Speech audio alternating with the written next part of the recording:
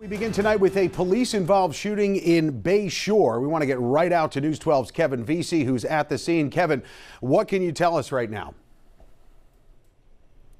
Yeah, and Joe, a lot of people on this block certainly concerned to see this large crime scene here in this neighborhood.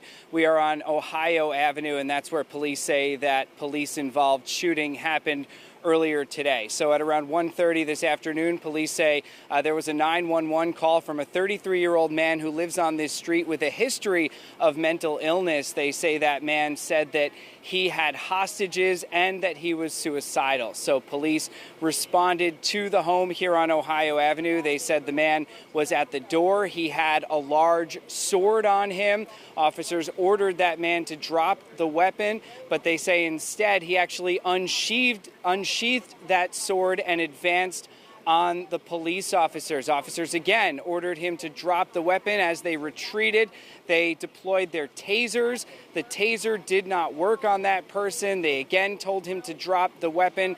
Police say at that point he kept advancing on them, and they fired their service weapons at him, striking him in the torso. So that 33-year-old man was taken to the hospital where he is currently in surgery.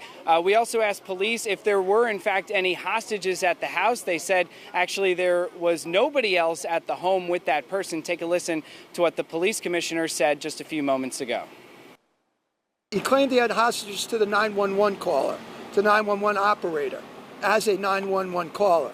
But when our officers got there, he did not claim he had hostages. He just advanced on our officers with the sword unsheathed. And the police officers involved were also taken to the hospital for tinnitus, which is ringing in the ear, as well as trauma from this traumatizing incident. You can see right here that the street, Ohio Avenue, is still shut down as police continue their investigation. But again, a man was shot by police after police say he had a large sword and advanced on officers with that sword. For now, that is the very latest here in Bay Shore, Suffolk County. Kevin Vesey, News 12.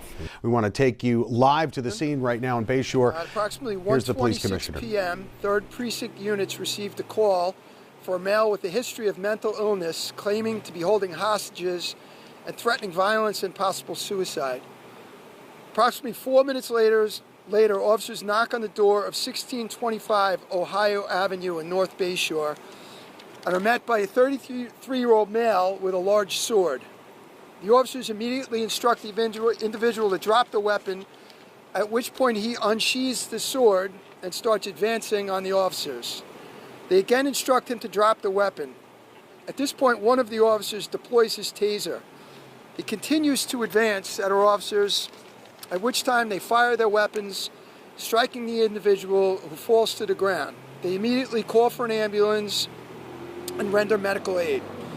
He was transported to South Shore University Hospital, where he is currently undergoing surgery. Any questions?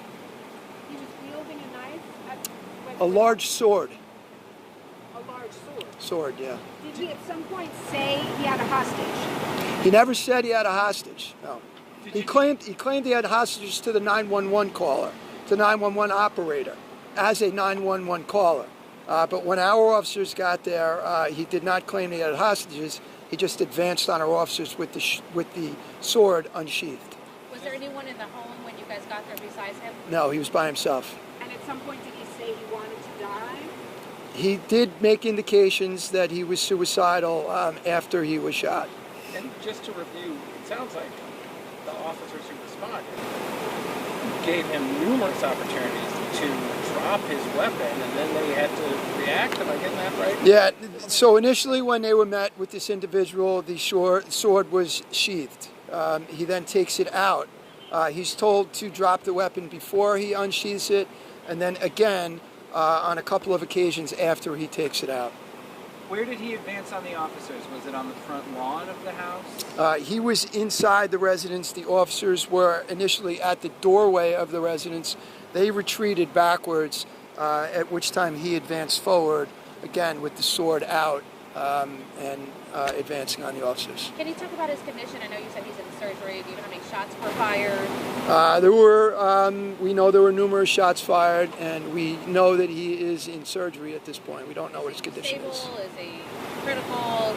Serious? We just know that he's in surgery. He was alert and conscious at the scene when the officers were rendering medical aid, but again, he's in surgery at this point, and we're hoping for the best. We heard an officer was also taken to the hospital? The officers were taken to the hospital for trauma and tinnitus. So they fired a taser at him, and that didn't stop him? They fired the taser at him. It did not stop him, no. And do you know how old this man is? He's 33. 33, and he's a resident of the block? Yes. Commissioner, can you just, he makes the victim, makes the 911 call and awaits the officers to arrive. Is that what it seems like? Yeah, he makes the call, and again, he claims that he has hostages at the scene, and he is claiming that he's going to commit violence and possible suicide. So that's what the officers heard on the 911 call. They were very close within the neighborhood. They were here within 4 minutes, so they recognized the seriousness of the call, and they responded quickly, and unfortunately, that's what they were met with. How many officers responded to the call? The initial call was 2 officers. Where on the body? Sorry. How are the officers doing? The officers are doing okay. Again, they were treated for trauma. I mean, this is a tough thing to go through, so we hope they're okay. Physically they're fine, but mentally it's a tough thing to deal with. Where on the body was this person shot? It's unknown. We know he was hit in the torso area. Was the incident captured on an officer's body camera We do have body cam video of it. and audio? Yes. One witness did take some video of the person in the ambulance. He was bleeding a lot from the mouth. Is that any indication of where it was hit? It's again unknown exactly where he was hit. We know he was hit in the torso area. I'm not certain if he was hit anywhere else.